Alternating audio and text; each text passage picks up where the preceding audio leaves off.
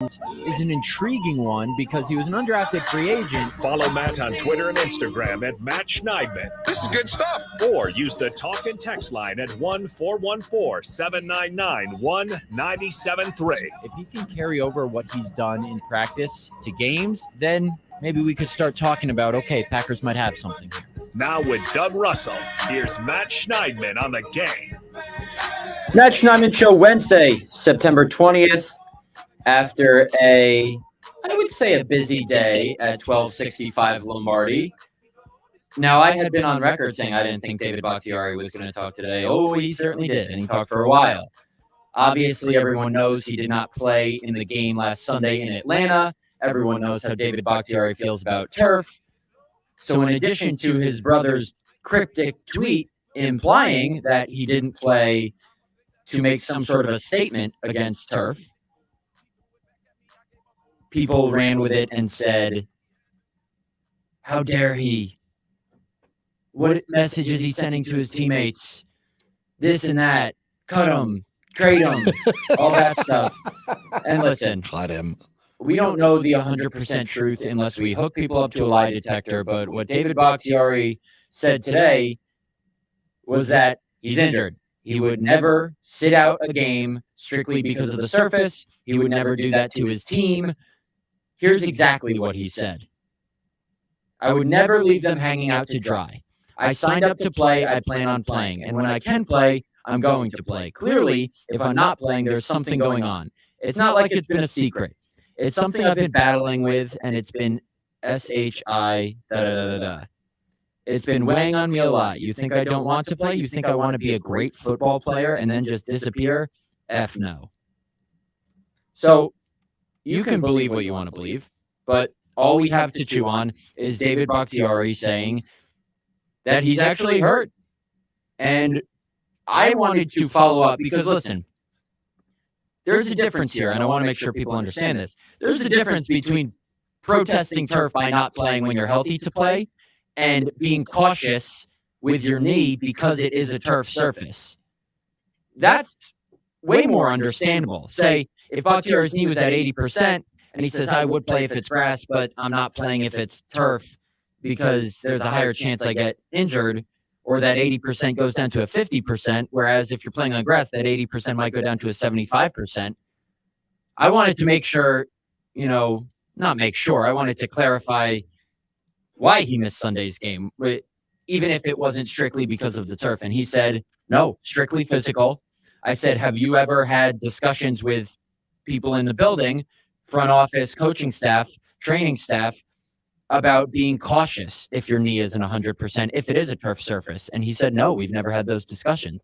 And then on his brother's tweet, here's my thing. And Rob Domofsky brought this up to Bakhtiari too. Bakhtiari contradicted himself in this interview. He said it was bull, with the swear word that I'm not allowed to say afterward, that people, and he generalized. He wasn't saying anyone in particular. He said the narrative seemed to be, after his brother's tweet, that Bakhtiari didn't play to make a statement. And he called that BS with the words spelled out. But then later on in the interview, Bakhtiari says he doesn't care what the response is to his brother. His brother's just having fun, causing drama. He doesn't care what the response is. So Bakhtiari clearly cares. That's why he came out and spoke so strongly against it. And I'm not faulting him for caring. You're allowed to be a human and care about what people think about you, even if you're an NFL player making tens of millions of dollars per year. But we asked Bakhtiari, I think Rob asked him specifically, if you wanted to put a stop to kind of the fire spreading, why not say something after the game? Why not just tweet about it? Why not say something on Monday? And I brought up to Bakhtiari, did you really give your brother the okay to tweet that? Because you knew you weren't going to be talking for another couple days, and you knew this narrative would take off, and it seems like you're not in favor of this narrative. And he said, I think talking to people and getting this is way better than putting 280 characters out with no emotion behind it, because there it can be chopped up and it can be lost in translation. I think a lot of the people who are pushing that is local here, while there's another way he contradicted himself. He said he wasn't pinpointing anyone in front of him necessarily at first. And then he says, I think a lot of the people who are pushing that is local here. So I know I'm going to see you all on Wednesday. We can have this talk. It will be great. That was my reason for it. That's why I didn't talk after the game, especially when I go check on it and I'm seeing things rolling. I'll talk to them when I see them Wednesday. Clearly, there's a spiraling little fire happening. That is y'all's issue. Here's my thing, Doug. David Bakhtiari is probably hurt. That's fine. I don't think, gun to my head, that he sat out the game to make a statement.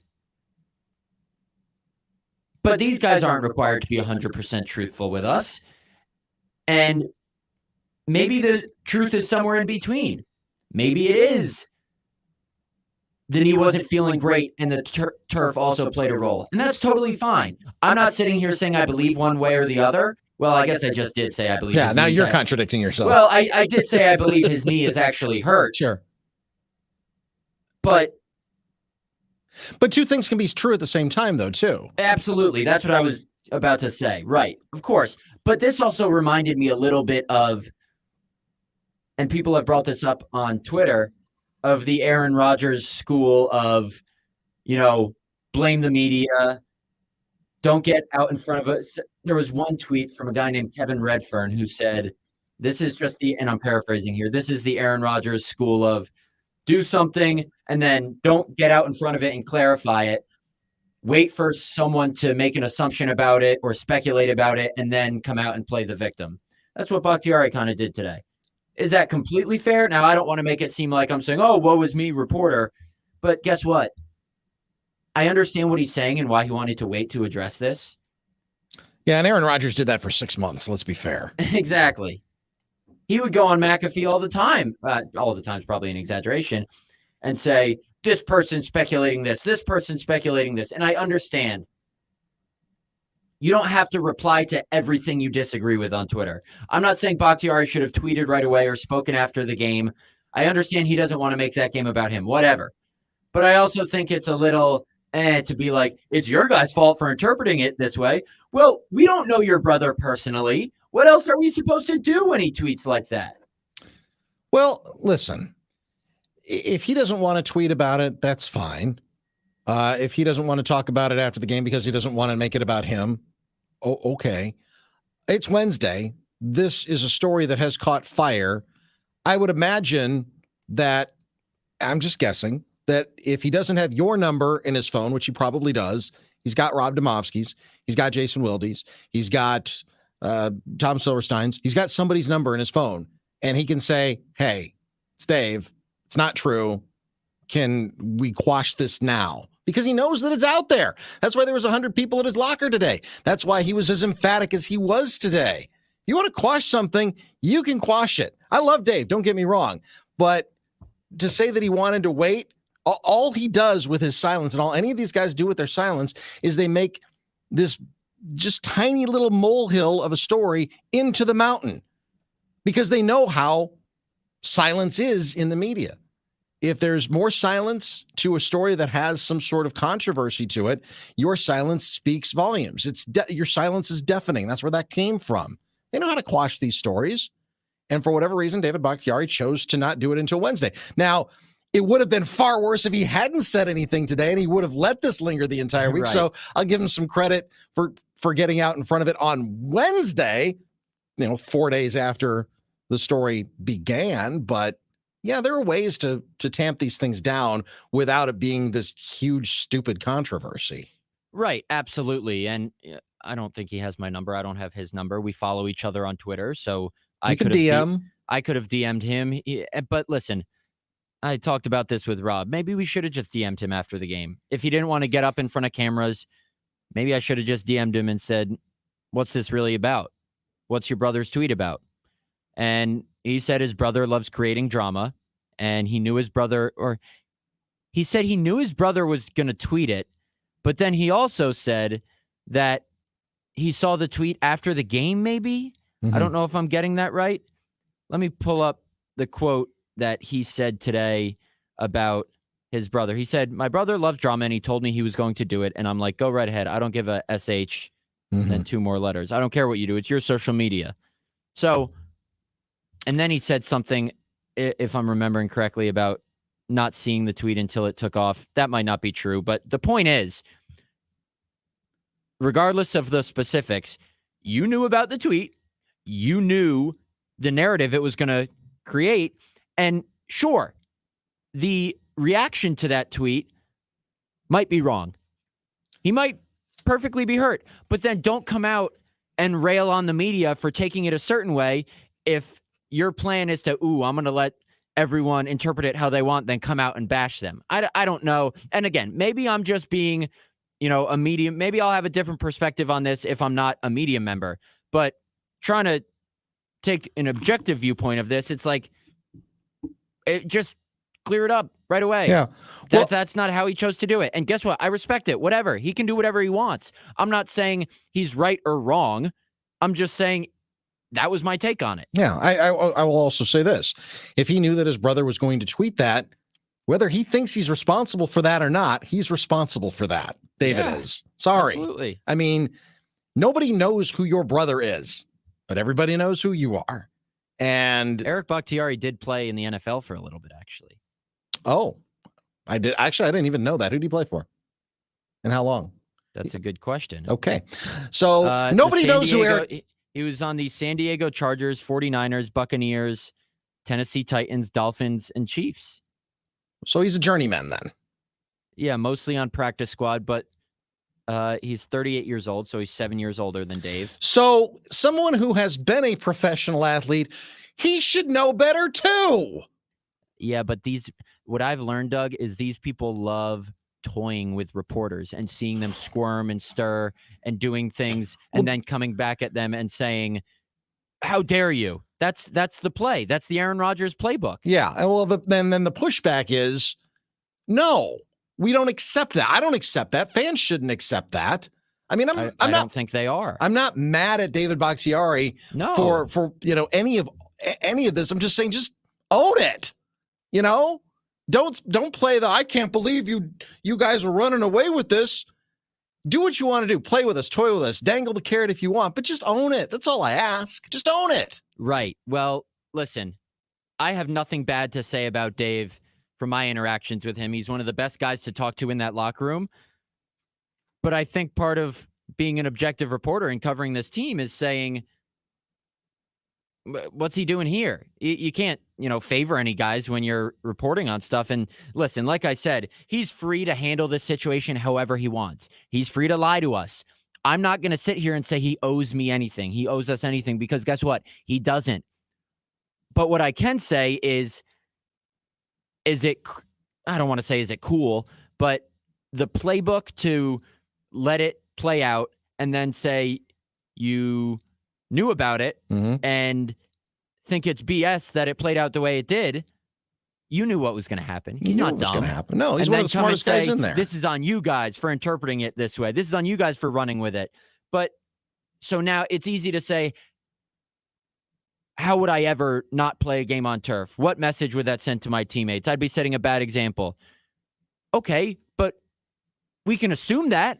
We can assume you would never do that, but we don't know for sure. But guess who does know you? Your older brother who's tweeting that. And how are we supposed to read his mind? Listen, we understand you're the Bakhtiari boys and you like messing around, but you're telling us not to assume things, but our job is to interpret information that we have at our fingertips, not jump to factual conclusions. My stance on this was, I don't think Bakhtiari would make a statement, but what does his brother's tweet mean? Yeah. People coming out and saying Bakhtiari's making a statement. How dare he ever not play just because it's turf? That's a little over the line. But for him to say, this is all on you guys, like, come on, what are we doing here?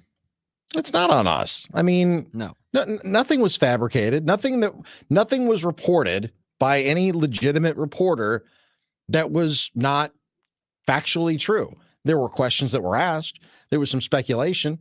Matt LaFleur was asked about it after the game and then on Monday again, and he got irritated both times. But the questions were being asked because that was out there. And Dave knew that it was going to be out there, so he's got to take some ownership of that. Eric Bakhtiari, who has been around professional athletes for most of his life, as a former professional athlete himself, be it a journeyman, but he's got a brother who is a borderline Hall of Famer right now, and someone who has been one of the. I mean, right now he's one of the faces of the Green Bay Packers. There's no question about that.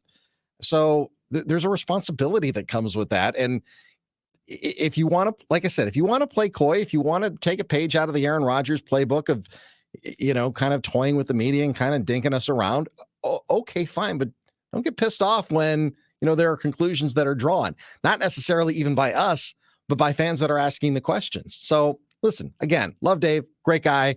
He's one of the best people that's in that locker room. Certainly one of the smartest, if not the smartest guy that's in that locker room.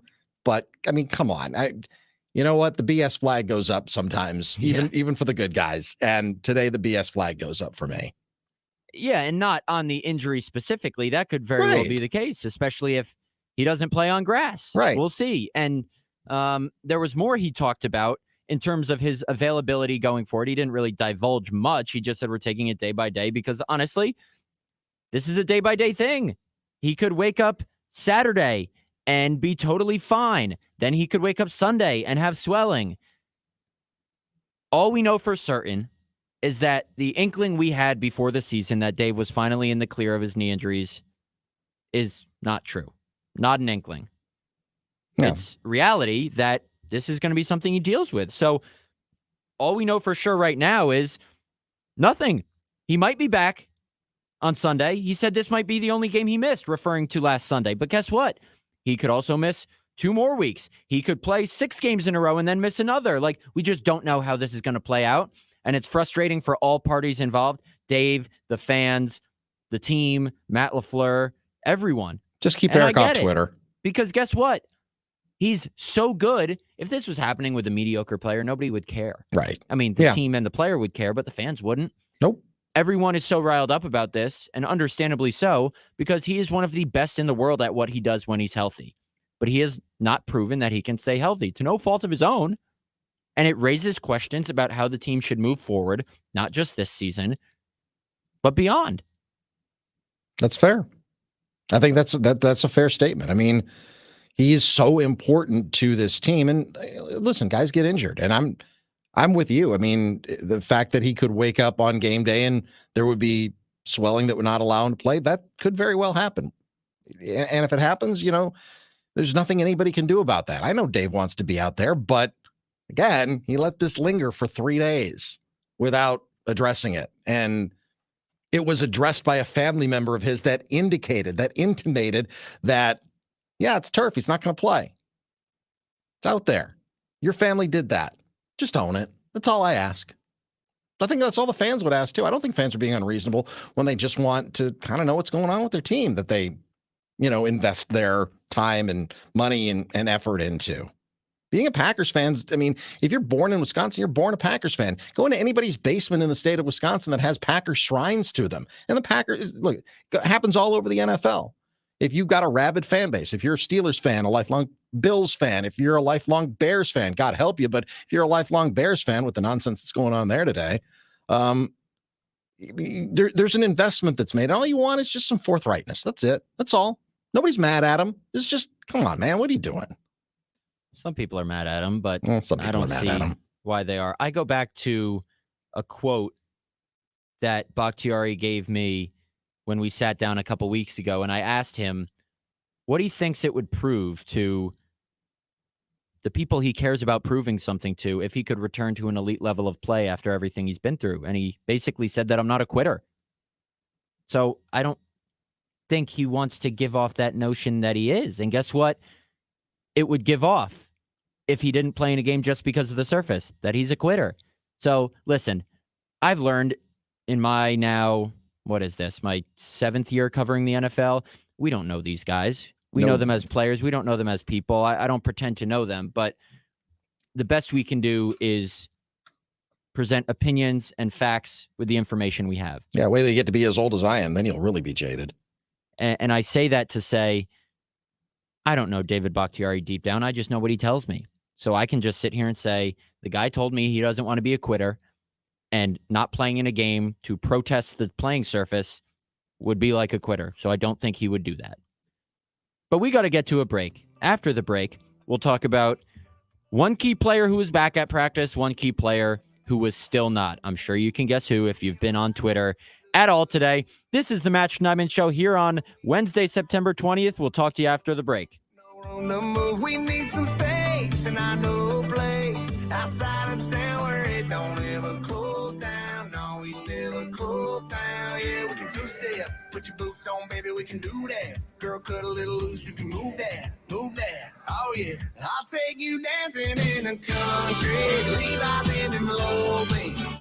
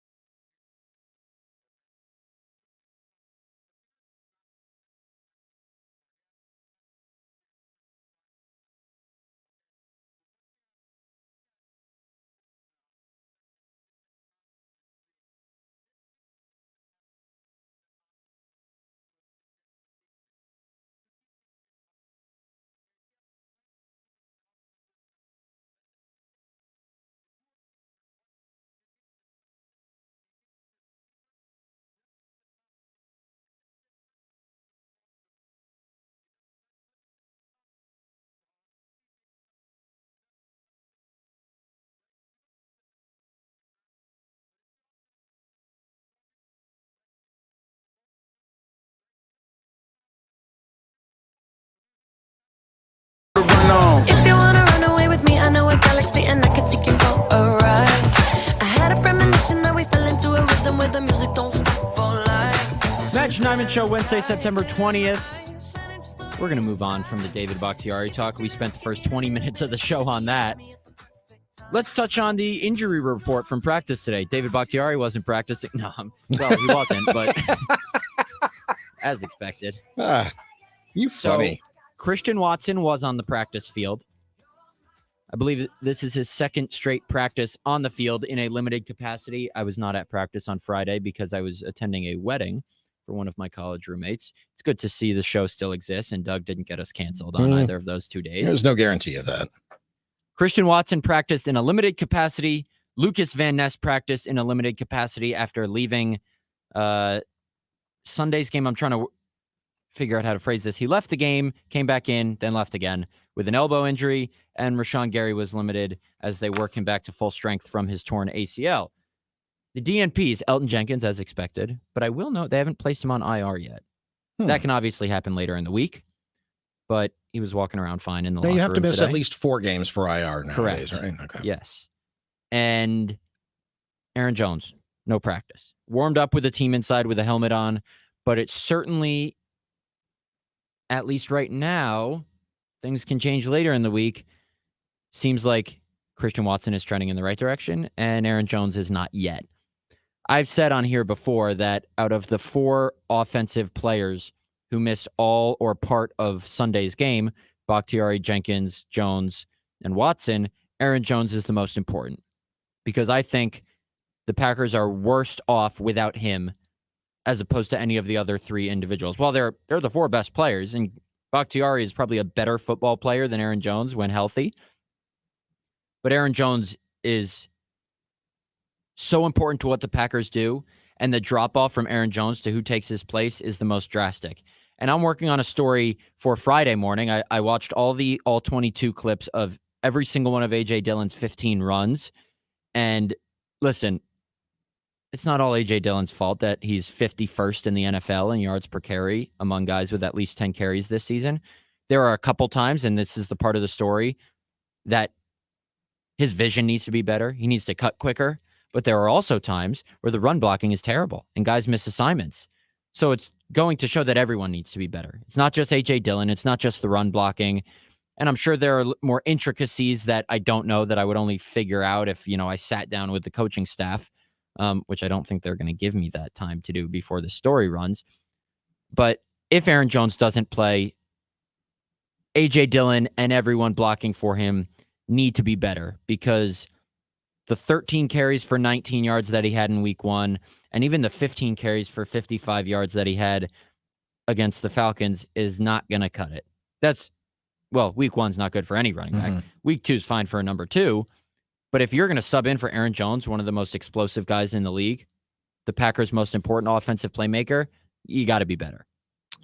Well, and I think they know that too. I mean, it's one of those unfortunate situations that, as we've been saying about A.J. Dillon, not all of it is his fault. I mean, the best running backs in NFL history, Barry Sanders got tackled for losses occasionally. Sure. It happens. Walter Payton got, tackled for loss. So you need blocking. But, part of it is elusiveness, and I'm not sure that he has a whole lot of that. And I don't think he was ever billed as someone who was going to have a lot of elusiveness. When he was drafted in 2020, as everyone who was around and remembers that draft. Nobody was around. It was COVID. Everyone was at their house.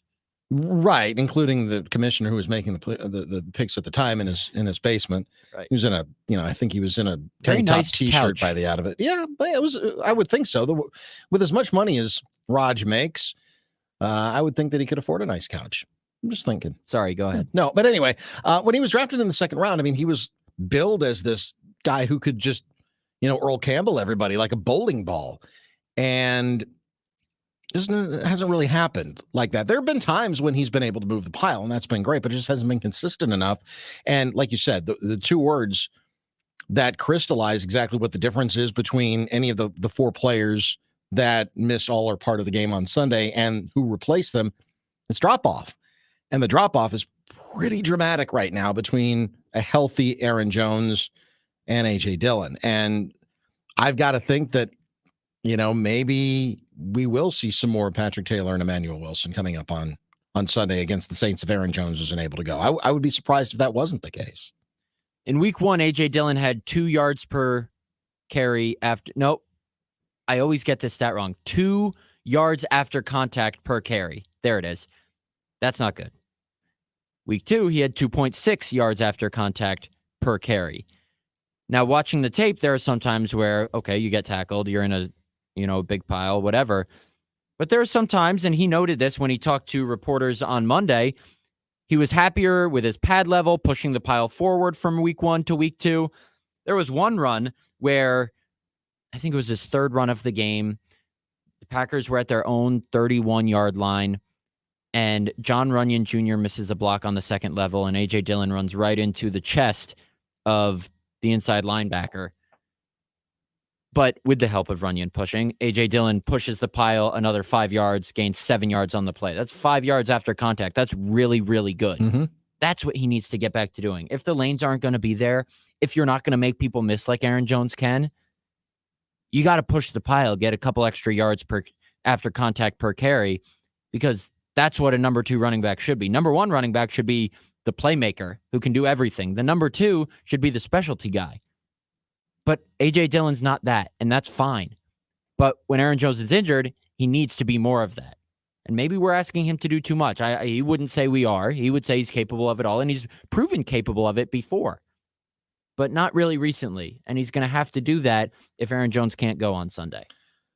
Otherwise, we are going to see, those other guys. We are going to see Wilson. We are going to see Taylor. But, I mean, with A.J. Dillon, this is such an important season for him as well. I think everybody's rooting for him to show that he deserves another contract. And, there's 15 more games for him to prove it. And you hope that he doesn't have to be the feature back for all 15 games. That would mean that Aaron Jones is out for an extended period of time, if not all the season, the entire season. And nobody wants that.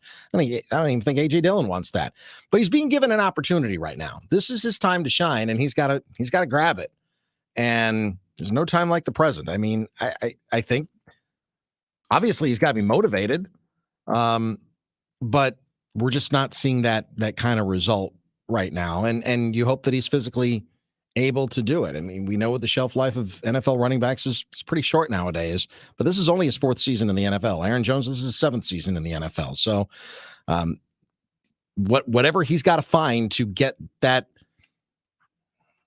it's not even, like I said, it's not elusiveness. It's just to be able to move the pile on a consistent basis, because I don't think he's ever going to be a feature back, but I think he can be an effective number 2. And maybe when Aaron Jones is injured, you explore a different option than A.J. Dillon for your quote unquote feature back. Maybe it is Wilson. Maybe it is Taylor. I don't know. But it hasn't proven to be Dillon yet this season. Jonathan Taylor or Patrick Taylor? Patrick, did I say Jonathan Taylor? No, I'm kidding, because you said Taylor. And yeah. Or hey, listen, Jonathan Taylor would be great in a Packers uniform too. As a feature back or as a number 2? As a feature back. Well, if Aaron Jones keeps cooking and Jonathan Taylor's coming back from injury. I love Aaron. He's got to get back on the field, But you can listen, if you have Jonathan Taylor and Aaron Jones in the same backfield, now you've got something. Oh, yeah. I mean, if you can have 2 feature backs, if you can have a true 1A or a 1 and a 1A, a true 1 and a 1A, oh, now you got something, because, Aaron, the difference between Jonathan Taylor and A.J. Dillon is pretty significant. I would agree with that. You said the talking text line was popping off. We have any reasonable questions on there that we can answer? Oh, let's see. Let's see. Scott in Waukesha says, ever since Dillon ran over the mascot in Kenosha, he's been too timid. Thank you. TK in the 262, when A.J. Dillon was drafted, his pro comparison was Steven Jackson. I thought it was Derrick Henry. Yeah. I don't remember who the comparison was when he was drafted. Maybe it was Derrick Henry. Let's see. Turd Ferguson. Am I allowed to say I told you so? Now he's on record as inoculated for turf. Wink, wink. Trade him for a 1 from the Jets. I think we've kind of debunked that. That's not going to happen. Sorry, Turd Ferguson. Let's see. Oh, yeah, that was Monday's show. You weren't on Monday's show when I fielded that call. Yeah, that's not going to happen. No. The Jets are not going to give up a number 1 for the Jets aren't going to give up anything for David Bakhtiari, and the Jets, their home field is turf. Well, sure, and the Jets don't have a number 1 to give up for David Bakhtiari, because that pick is technically in escrow for next year unless the Packers and Jets. Well, they do have a number 1. Oh, do they have another number 1? All right, then never mind. I think. I don't know, because that number 1, the number 1 that they will keep from the Packers, they technically can't do anything with right now, unless they come to an agreement with the Packers. It's a foregone conclusion that it'll be theirs, but there's a technicality that because the season isn't over yet, that pick is kind of technically in escrow. So is their number 2 pick. So the Packers can't do anything with it either, and neither can the Jets. Of course. And Eddie from the Dallas says Dave's knee needs a maple tree tap. You ever have a knee drained? That's painful. Me? No, I'm 28 years old. Right. It's painful. Have you? Yes. I tore my meniscus about 8 years ago. How? We were moving into our house, and I was in our storage unit, and I climbed up onto a ladder, and then I kind of got caught in some packing and twisted my knee as I tumbled down to the ground. Sounds pleasant. No, it was very painful. I just kind of laid there writhing in pain for about a half an hour because my phone was on the other side of the storage unit, and my wife was at home at the time, and she had no idea that I was, dying at the time. Why didn't you just scream? To who? Nobody was there. It was a storage unit in the middle of nowhere. The only people that are there. In the storage unit. You're right. Okay, I see. Yeah, it was one of those offsite storage units where, that's generally the only people that are there are people that are ready to move or, Hiding murderers bodies. that are keeping, Right. dead bodies in a cooler. So I didn't really want to, arouse their suspicions or anything like that. So I just lay there writhing in pain. So I tore my meniscus that way, had surgery on it, had some complications. And one morning woke up when my foot was about 3 times the size that it should have been. And so I called up my doctor and described my symptoms to him. He said, well, it's probably not a great thing. You should probably go see your doctor later on this afternoon, unless you're having calf pain. And then it's probably something more serious. And said, oh, by the way, I'm having calf pain. They put me on hold for 45 seconds and said, drive yourself to the hospital right now. So it was a blood clot. Those in your leg. I remember you saying that when I had my blood donation debacle. Yeah. So blood clots will kill you. So they were waiting for me when I got to the hospital. So that I had to have my knee drained that day. And that was more painful than the original injury. Well, so there's my medical history. Here. Thanks, buddy. Appreciate that. That's a good note to go to a break on, right? I think so. Blood clots can kill you. Blood clots. Hey, listen, blood clots will kill you. So if you've got a blood clot, take care of that. Come on now. How do you know if you have one? Well, again, my foot was 3 times the size that it was supposed to be. Yeah. I guess you would know. I was told that in my arm, I would know if I had a blood clot because it would be swelling and black and blue. So I don't think blood clots can hide. I think they can be very easily identified because of pain or visibility. I think some can hide, and those are the ones that are really dangerous. But there are symptoms, and yeah, you experienced some, and so did I. So if you feel something that's off, if you see something, say something. Isn't that what they say? That's a good rule to live by. Anyway, if you see your foot, we got 3 one times segment left. We'll get back to talking football instead of blood clots. This is the Matt Schneidman Show on The Game. We'll talk to you after the break. Stay low, blow like Hootie. True pimp, spin no dough on the booty. Yeah, there go Mace, there go your cutie.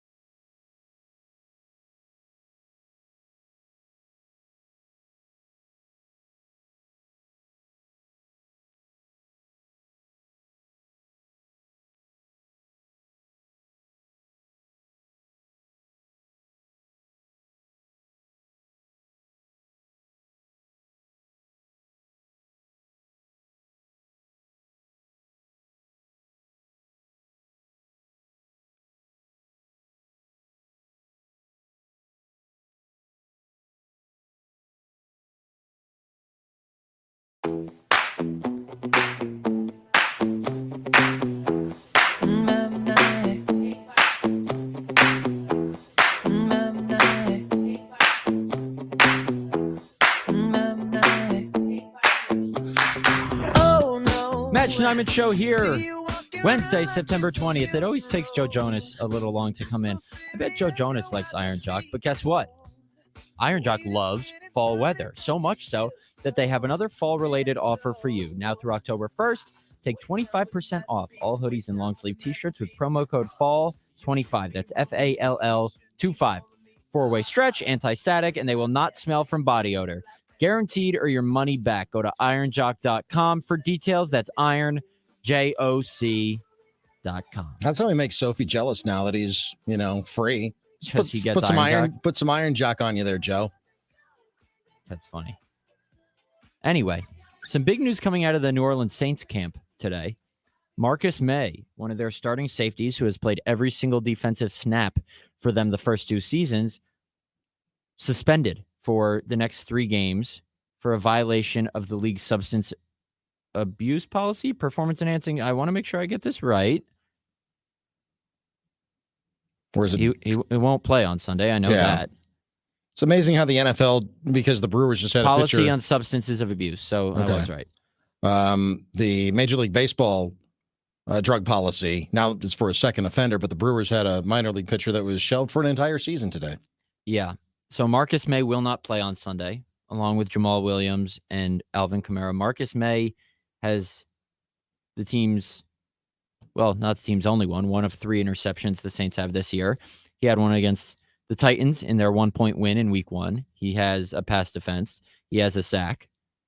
He has 13 tackles, 3rd on the team. This is an important player. So the Packers are the benefactors of a couple DNPs that will happen on Sunday of important players. So we'll see if they can take advantage. This is a winnable game. Every game's a winnable game, but home opener, the 3rd game of the season is going to be a home game, their first home game for the first time since 2016, and only the 3rd time since the inception of the Packers franchise. One of the craziest stats I found in doing some research before the Falcons game was only twice before in the 104-year history of the Packers have they began a season with 2 consecutive road games. 1924, 2016, and now 2023. Can they beat the Saints? We will see. Doug, what are you looking for most? What is the key to this game for the Packers to get to 2-1, entering a short week with a Thursday night game against the Detroit Lions following this one? Yeah, I think they need a couple of guys to get healthy. Whether or not that's David Bakhtiari, Christian Watson back on the field today, I think that's obviously good news. I think it'll be interesting to see what Aaron Jones' status is as the week progresses, whether or not he's able to get on the field for maybe at least some limited work by Friday. I don't know if that's enough to get him on the field on Sunday or not, but right now the Packers, very early in the season, have some key members, really huge members of their offense that are unable to go. Obviously, you're not going to get Elton Jenkins. David Bakhtiari is up in the air, but, a couple of skill position players that you were counting on at the beginning of the season. Not that you're not counting on the left side of your offensive line. Obviously you are. But yeah, they've just got so many injuries on offense that they are just trying to, just tread water through until they can get to, I don't know, they've got back-to-back games. You got the Lions, and then you've got the mini bye, and then you've got a Monday night game, so you get an extra day to rest up for the Raiders, and then you've got your regular bye. So the schedule does become a little bit more advantageous, but you've got these back-to-back games that are looming and these injuries that are really problematic right now. So, yeah, that's what gives me a lot of pause right now with the Packers. Yeah, Matt LaFleur would never say it, but I will be interested to see if they approach this week differently for some of the injured guys. Like, do they say, all right, Aaron Jones, we want you at 100% for one of these games instead of 75% for both of them? Or do they say, Dave, choose one game that you want to play in? Or do they say, let's just try and go for both? We know how conservative this team can be with injuries, and I wouldn't expect it to be any different this week and into next. And if you're going to pick one of the two, you're obviously picking the Lions game, right? Division game, and then you've got a couple extra days if these guys are given that option. If medically they say, you can choose one or the other. Not that the Saints game isn't important. Every game is important. You only get 17 of them, but division games are more important. So you skip this game on Sunday. You get 4 extra days to rest up. Then you've got the mini bye plus a game after the Lions game to get ready for Oakland. I'm going to do that for the rest of my life, probably. Vegas. For the Las Vegas. And I love Las Vegas. I'll be there. Yeah. And so then you get that extra day because that's a Monday night game and then the bye. But, that's a medical decision that I don't have any insight as to what the thinking is right now with either one of those guys. But obviously, we all know what their importance to the team is. Absolutely. And as I said before, Dave said today to never rule out him playing in both games. Said the Falcons game could be the only game he misses this year. That would be great. Now, do I think that's going to be the case? No. But it's a possibility. Sure. It's very much a day-to-day thing. I know people don't like hearing that. We kind of scoff at it and say, oh, that's just coach speak, player speak. But it really might be, especially with a guy like David Bakhtiari. So that's just how it's going to be, I'm assuming, for the rest of the season. But certainly it's going to be a massive addition if they get Christian Watson and Aaron Jones back on Sunday. Yeah. When they get Aaron Jones back, if it's next week. I assume Christian Watson plays if he's practicing already on a Wednesday. Aaron Jones probably has less of a chance, but he at least did warm up inside with a helmet on. I know that's not saying much, but they're going to be super cautious with him. Well, and you have to be this early in the season, too, because there's a long slog deal. Oh, by the way, during the break, Turd Ferguson called and wanted to clear the record when he's talking about trading David Bakhtiari to the Jets for number one. Wanted to make sure that we all know that he was joking. And he was happy that I wasn't dead. Was he joking on his call the other day? I don't know. I mean, I'm just saying from the text message. Certainly didn't sound like he was. Yeah. But the text message, he said he was joking. Like David Bakhtiari, you can blame me for interpreting something the wrong way. That's what we do. We take things. That's what the media does. You take something and then you run with it. Yeah. Speaking of injuries, I sat up in my bed yesterday morning and I guess I moved my neck too suddenly because I pulled a muscle in my neck and it's getting better now. But, oh boy, is that what 28 years old feels like? You just randomly pull muscles in your neck? Stop it. Oh, when I was 28, I had the world at my fingertips. Come on, Matt Schneidman. You got your whole life. When you were 28 that I should do right now and take advantage of? I don't know. I was married to my first wife when I was 28, so I wasn't doing a whole lot of anything. Fair enough. So don't be like me. I do have a date planned for Saturday night, a date with a man named Wayne Larrivee at Sammy's. We're going. We discussed it today at practice. I'm pumped. He said, you have plans on Saturday? I said, yes, with you. A dinner with Wayne Larrivee? Come on, he's a legend. He is. I can think of a worse date to have. I've had worse dates than Wayne Larrivee. For any listeners, please don't show up. I would like my time with Wayne to be private. You gotta get a nice I'm not telling you what time we're back. going. If you come and see us, say hello. But I'm there for the food, with all due respect. Well, and the company. Of course. But Wayne's company, not that's what I mean. Anyone else. Yeah, that's what I was talking about. Of course. Yeah. You want to come? Sure. All right. I probably can't come. That's okay. But another time. I'll be up on Sunday. Starting at 8 a.m. For what? What are you coming on Sunday for? Packers game day. Oh, the game. I forgot. That's on Sunday. That's on Sunday. Packers game day starts at 8 o'clock. We are out once again on Bart Starr Plaza. Yeah, let us know. I just did. That's it? Yeah. No more information? Well, I mean. Who's going to be there? I'll be there. Who else? Hunter will be there. Spencer will be there. Spencer's my muscle. He's our producer on site. Do we know Hunter's going to be there for sure? We think Hunter's going to be there. We hope Hunter's. I talked to him today. Seems like he's doing better. Yep. You got a case of the old 19? Yeah. Yeah, I was going around the station, unfortunately. These things happen. I actually tested negative twice over the past couple days because I was exposed to 2 individuals last week who had it. Didn't have any symptoms that I knew of, and then went to a wedding on Friday in Philadelphia. Took a test before that wedding just to make sure I was okay. I tested negative, and then I tested negative again last night. So I'm fine. You're good to go. I think everybody here is good to go. Most of us have taken tests since the little mini outbreak that happened over the weekend. Little mini outbreak, but everybody else seems to be doing well. And I think everybody's gotten at least one test since then.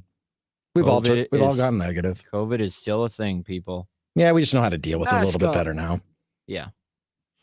And with all the boosters and vaccines, hopefully people are in better shape to deal with it, or the alternative medicine, Aaron Rodgers. Anyway, yes. I think, closing thoughts here. My early prediction is that the Packers win this game. I think, yes, they're going to be without some key players, but Saints will be without their top 2 running backs, a starting safety. They still have a pretty darn good defense. I saw a tweet from Wes Hodkiewicz this morning that the Saints have not allowed 20 points in a game in their last 10 games. That's crazy. That is. Or I should say 20 points or fewer in 10 consecutive games, the longest active streak. And they haven't allowed a 400-plus yardage game, passing and running combined, in 18 games. They have a darn good defense. That is a darn good defense. The toughest test yet for this young Packers offense. We'll see how they handle it. Yeah, and listen, I think that it should be a good test for the Packers. And, there's some new faces, obviously, on the offense for New Orleans this season as well. And, listen, I think that because of a lot of the injuries, it could be kind of a war of attrition a little bit on Sunday because obviously the Saints are without some of their guys for whatever reason, suspensions, and the Packers are dealing with all the injuries they're dealing with. Hopefully it's a good game. And yeah, you hate to see all this happen this early in the season though, but I guess that's football. Sometimes unfortunate things happen, like I kind of alluded to, the mess that's in Chicago right now, which is a whole nother story. Yeah, we're not touching that right now. We'll wait to see what comes out of that. But what we talked about today was David Bakhtiari's knee and his brother's tweet. Still interesting times at 1265 Lombardi as they get ready for a pretty important Week 3 matchup against the Saints. Starting 2-1 is way different than starting 1-2, especially against a team that looks like it will be in the hunt come the NFC playoff race. We thank you, as always, for listening to the Matt Schneidman Show here on The Game. We'll be right back on these airwaves tomorrow night at 6 and then a day off Friday. You probably want to listen to the Badgers instead of this radio show, but you got one more day of us this week. That'll be tomorrow. We'll talk to you then.